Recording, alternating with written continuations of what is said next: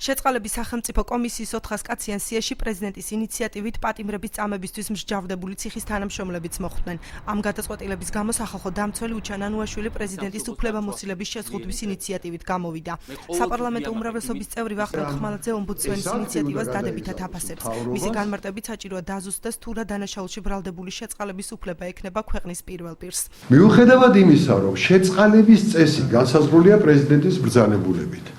თავად პრეზიდენტი მას მერე რაც ესეთი ბრძანებულება გამოიცემა, ვალდებულია რომ შეასრულოს თავისივე ბრძანებულებით ან წინა პრეზიდენტის ბრძანებულებით დადგენილი პირობები.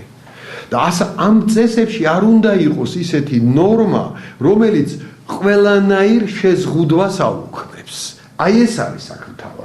ომბუდსმენის ინიციატივას არიზიარებს შეწყალების კომისიის თავმჯდომარე. ელენე თევდორაძის განცხადებით საკანონმდებლო დონეზე ქვეყნის პირველ პირს ნებისმიერი პატიმრის შეწყალების საშუალებას კონსტიტუცია აძლევს. პრეზიდენტს უნდა კონდეს ის უფლება, რომელიც დღეს არის, მე არ ვთვლი, რომ უნდა შეიზღუდოს, ვერანაირ კანონს ვერ შექმნიან, იმიტომ რომ კონსტიტუცია ამის უფლებას ვერ მისცემს კანონმდებლებს და მძიმე დანაშაულის ბრალდებით პატიმრობაში მყოფი ადამიანების შეწყალების უფლება პრეზიდენტს უნდა შეეზღუდოს, რადგან ისინი საზოგადოებისთვის საფრთხეს წარმოადგენენ, აცხადებს ყოფილი პოლიტპატიმარი გოჩა დიასამიძე.